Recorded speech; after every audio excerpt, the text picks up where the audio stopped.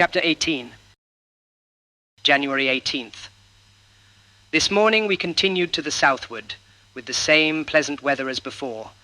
The sea was entirely smooth, the air tolerably warm, and from the northeast, the temperature of the water 53. We now again got our sounding gear in order, and with 150 fathoms of line, found the current setting toward the pole at the rate of a mile an hour.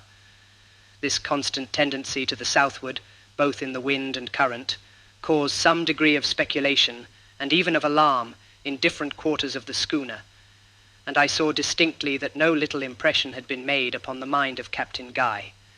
He was exceedingly sensitive to ridicule, however, and I finally succeeded in laughing him out of his apprehensions. The variation was now very trivial. In the course of the day, we saw several large whales of the right species, and innumerable flights of the albatross passed over the vessel. We also picked up a bush full of red berries, like those of the hawthorn, and the carcass of a singular-looking land animal. It was 3 feet in length, and but 6 inches in height, with 4 very short legs, the feet armed with long claws of a brilliant scarlet, and resembling coral in substance. The body was covered with a straight silky hair, perfectly white. The tail was peaked like that of a rat, and about 1.5 feet long. The head resembled a cat's, with the exception of the ears. These were flopped like the ears of a dog. The teeth were of the same brilliant scarlet as the claws. January 19th. Today, being in latitude 83 degrees 20 minutes, longitude 43 degrees 5 minutes west, the sea being of an extraordinarily dark color, we again saw land from the masthead, and, upon a closer scrutiny, found it to be one of a group of very large islands. The shore was precipitous, and the interior seemed to be well wooded, a circumstance which occasioned us great joy. In about 4 hours from our first discovering the land, we came to anchor in 10 fathoms, sandy bottom, a league from the coast, as a high surf with strong ripples here and there rendered a nearer approach of doubtful expediency. The 2 largest boats were now ordered out, and a party, well armed, among whom were Peters and myself, proceeded to look for an opening in the reef which appeared to encircle the island. After searching about for some time, we discovered an inlet, which we were entering, when we saw 4 large canoes put off from the shore, filled with men who seemed to be well armed. We waited for them to come up, and as they moved with great rapidity, they were soon within hail. Captain Guy now held up a white handkerchief on the blade of an oar, when the strangers made a full stop, and commenced a loud jabbering all at once, intermingled with occasional shouts, in which we could distinguish the words Anamumu and Lama Lama. They continued this for at least half an hour, during which we had a good opportunity of observing their appearance. In the 4 canoes, which might have been 50 feet long and 5 broad, there were 110 savages in all. They were about the ordinary stature of Europeans, but of a more muscular and brawny frame. Their complexion a jet black, with thick and long woolly hair. They were clothed in skins of an unknown black animal, shaggy and silky, and made to fit the body with some degree of skill, the hair being inside, except where turned out about the neck, wrists, and ankles. Their arms consisted principally of clubs, of a dark and apparently very heavy wood. Some spears, however, were observed among them, headed with flint, and a few slings. The bottoms of the canoes were full of black stones, about the size of a large egg. When they had concluded their harangue, for it was clear they intended their jabbering for such, one of them, who seemed to be the chief, stood up in the prow of his canoe and made signs for us to bring our boats alongside of him. This hint we pretended not to understand, thinking it the wiser plan to maintain, if possible, the interval between us, as their number more than quadrupled our own. Finding this to be the case, the chief ordered the 3 other canoes to hold back, while he advanced toward us with his own. As soon as he came up with us, he leaped on board the largest of our boats, and seated himself by the side of Captain Guy, pointing at the same time to the schooner, and repeating the word Anamumu and Lama Lama. We now put back to the vessel, the 4 canoes following at a little distance. Upon getting alongside, the chief evinced symptoms of extreme surprise and delight, clapping his hands, slapping his thighs and breast and laughing obstreperously. His followers behind joined in his merriment, and for some minutes the din was so excessive as to be absolutely deafening. Quiet being at length restored, Captain Guy ordered the boats to be hoisted up as a necessary precaution, and gave the chief, whose name we soon found to be Two-Wit, to understand that we could admit no more than 20 of his men on deck at one time.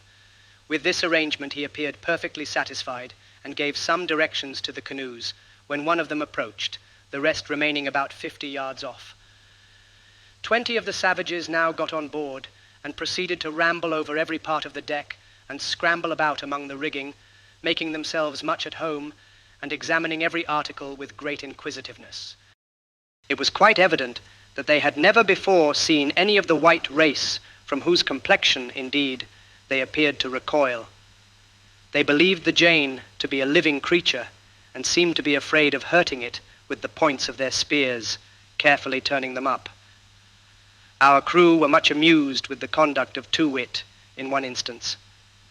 The cook was splitting some wood near the galley, and by accident struck his axe into the deck, making a gash of considerable depth. The chief immediately ran up, and pushing the cook on one side rather roughly, commenced a half whine, half howl, strongly indicative of sympathy in what he considered the sufferings of the schooner, patting and smoothing the gash with his hand, and washing it from a bucket of seawater which stood by. This was a degree of ignorance for which we were not prepared, and for my part, I could not help thinking some of it affected. When the visitors had satisfied, as well as they could, their curiosity in regard to our upper works, they were admitted below, when their amazement exceeded all bounds. Their astonishment now appeared to be far too deep for words, for they roamed about in silence, broken only by low ejaculations. The arms afforded them much food for speculation, and they were suffered to handle and examine them at leisure. I do not believe that they had the least suspicion of their actual use, but rather took them for idols, seeing the care we had of them, and the attention with which we watched their movements while handling them. At the great guns, their wonder was redoubled. They approached them with every mark of the profoundest reverence and awe, but forbore to examine them minutely. There were 2 large mirrors in the cabin, and here was the acme of their amazement. Two-Wit was the first to approach them, and he had got in the middle of the cabin, with his face to one and his back to the other, before he fairly perceived them. Upon raising his eyes and seeing his reflected self in the glass, I thought the savage would go mad, but upon turning short round to make a retreat, and beholding himself a second time in the opposite direction, I was afraid he would expire upon the spot. No persuasion could prevail upon him to take another look. Throwing himself upon the floor, with his face buried in his hands, he remained thus, until we were obliged to drag him upon deck. The whole of the savages were admitted on board in this manner, 20 at a time, Two-Wit being suffered to remain during the entire period. We saw no disposition to thievery among them, nor did we miss a single article after their departure. Throughout the whole of their visit, they evinced the most friendly manner. There were, however, some points in their demeanor which we found it impossible to understand. For example, we could not get them to approach several very harmless objects, such as the schooner's sails, an egg, an open book, or a pan of flour. We endeavored to ascertain if they had among them any articles which might be turned to account in the way of traffic, but found great difficulty in being comprehended. We made out, nevertheless, what greatly astonished us, that the islands abounded in the large tortoise of the Galapagos, one of which we saw in the canoe of Two-Wit. We saw also some biche de mer in the hands of one of the savages, who was greedily devouring it in its natural state. These anomalies, for they were such when considered in regard to the latitude, induced Captain Guy to wish for a thorough investigation of the country, in the hope of making a profitable speculation in his discovery. For my own part, anxious as I was to know something more of these islands, I was still more earnestly bent on prosecuting the voyage to the southward without delay. We had now fine weather, but there was no telling how long it would last, and being already in the 84th parallel, with an open sea before us, a current setting strongly to the southward, and the wind fair, I could not listen with any patience to a proposition of stopping longer than was absolutely necessary for the health of the crew, and the taking on board a proper supply of fuel and fresh provisions. I represented to the captain that we might easily make this group on our return, and winter here in the event of being blocked up by the ice. He at length came into my views, for in some way hardly known to myself, I had acquired much influence over him, and it was finally resolved that, even in the event of our finding Biche de Mer, we should only stay here a week to recruit, and then push on to the southward while we might. Accordingly, we made every necessary preparation, and under the guidance of Two Wit, got the Jane through the reef in safety, coming to anchor about a mile from the shore in an excellent bay, completely landlocked on the southeastern coast of the main island, and in 10 fathoms of water, black, sandy bottom. At the head of this bay there were 3 fine springs, we were told, of good water, and we saw abundance of wood in the vicinity. The 4 canoes followed us in, keeping, however, at a respectful distance.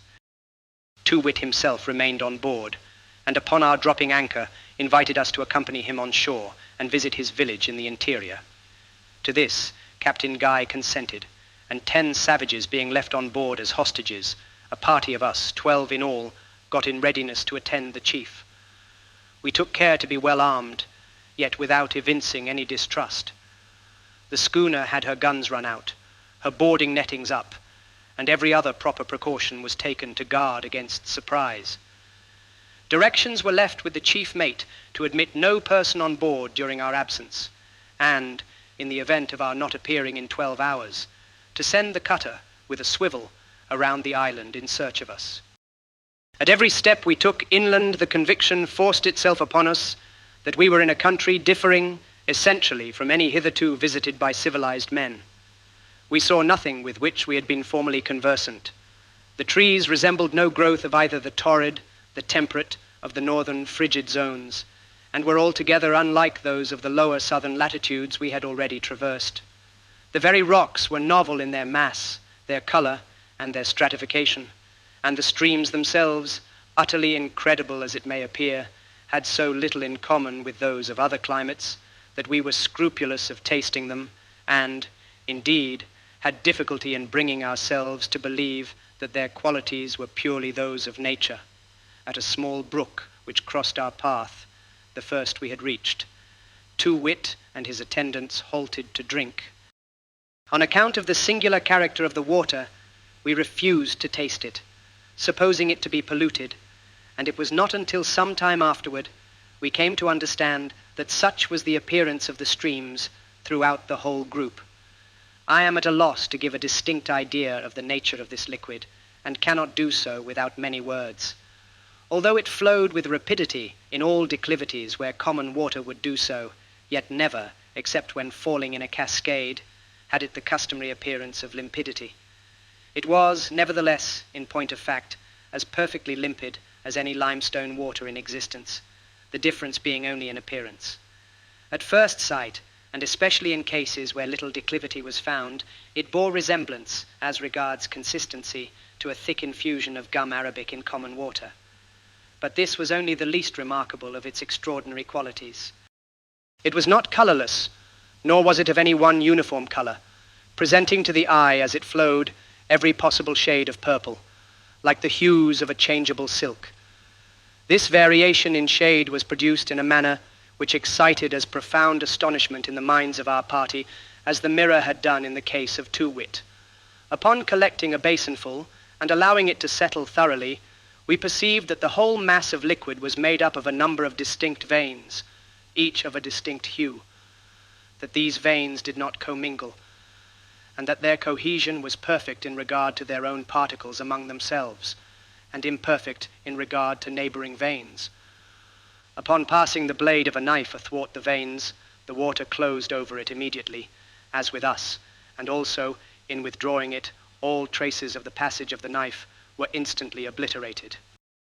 If, however, the blade was passed down accurately between the two veins, a perfect separation was effected, which the power of cohesion did not immediately rectify.